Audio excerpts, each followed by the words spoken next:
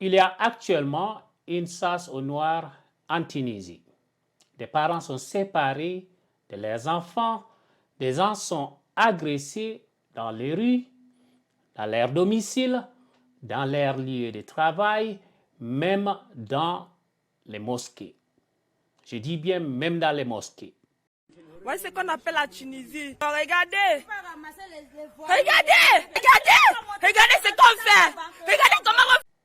Nous n'oublierons jamais cela et nous ne pardonnerons jamais cela à la Tunisie.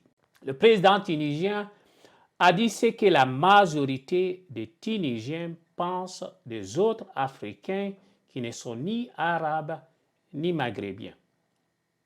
Et ce qui me rend malade, et ce qui me choque d'ailleurs, c'est le fait que de nombreux Africains continuent d'aller en Tunisie pour des études ou pour consulter simplement un médecin.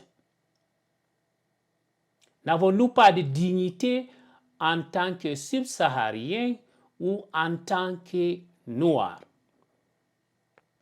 Si quelqu'un ne vous aime pas, arrêtez de donner votre argent à cette personne et arrêtez d'aller vous chercher dans des pays racistes comme la Tunisie.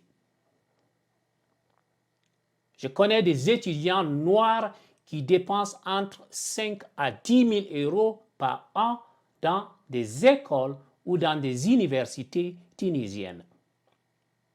La dignité humaine passe avant tout. Je préfère mourir de famine que d'aller dans un pays comme la Tunisie. J'avais fait une vidéo quand je parlais de Dubaï. Un pays arabe, je ne dirais pas jamais, parce que c'est Dieu qui décide, mais dans un pays arabe, je ne veux pas aller. Je ne veux pas aller. Comme je disais, même le Hajj, je suis un musulman, mais même le Hajj, ça ne me donne pas le courage d'aller dans un pays où on parle l'arabe. Combien de fois avons-nous vu des migrants africains se faire tabasser en Tunisie? Et même des diplomates noirs se font tabasser là-bas. Nous avons vu ce qui est arrivé à un diplomate sénégalais à l'aéroport de Tunis. Mais eux, ils peuvent venir chez nous faire ce qu'ils veulent. Ils peuvent même venir chez nous gifler nos policiers.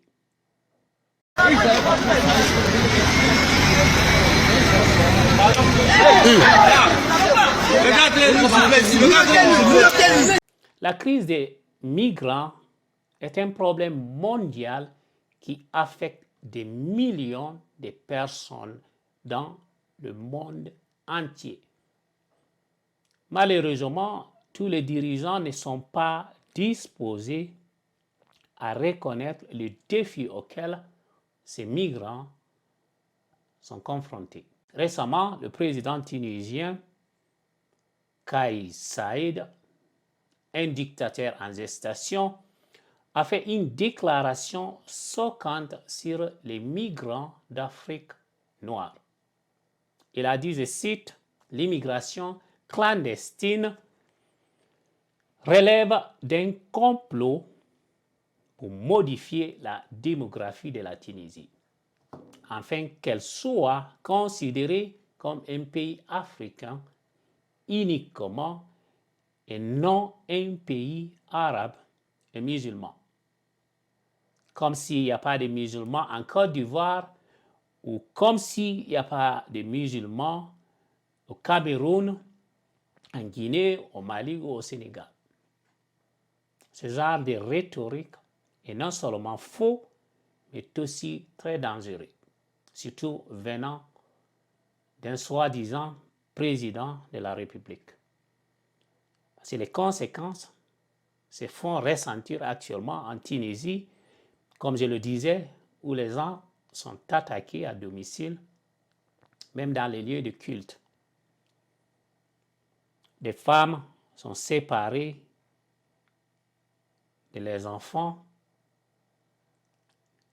C'est-à-dire ces gens-là sont traités comme des malpropres, comme des criminels. Et aucun président africain ne dit rien.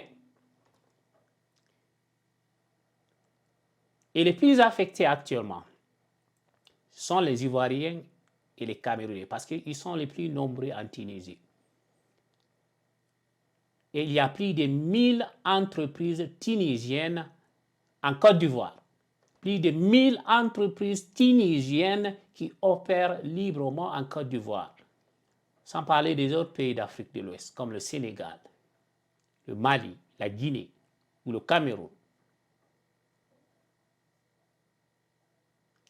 Ces présidents, soi-disant présidents, perpétuent des stéréotypes nuisibles sur les migrants et alimentent actuellement la xénophobie en Tunisie. Et nous devons dénoncer ce genre de propos et exiger mieux de nos soi-disant dirigeants. Nous avons besoin de dirigeants qui s'engagent à créer des politiques qui protègent non seulement les migrants, mais aussi les femmes et les enfants en respectant leurs droits. Les migrants dans tous les pays contribuent à nos sociétés et tant de façons. Ils travaillent dur, paient des impôts et aident à construire nos communautés. Et il est temps de reconnaître leurs contributions et de les traiter avec la dignité et le respect qu'ils méritent.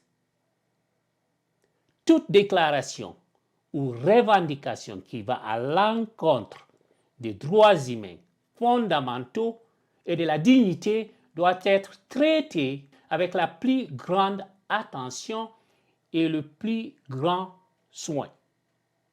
Le respect de la diversité et des différences culturelles doit être célébré et encouragé et non utilisé comme un outil de discrimination ou d'exclusion.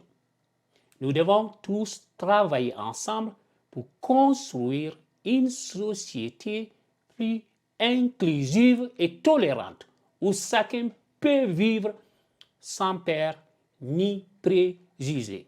Et je suis choqué de ces déclarations de ce soi-disant président qui est en train actuellement de mettre la vie de milliers de migrants en danger en Tunisie. Et tout ce qui y arrivera à ce genre-là, il sera responsable. Ce criminel, le président, sera responsable.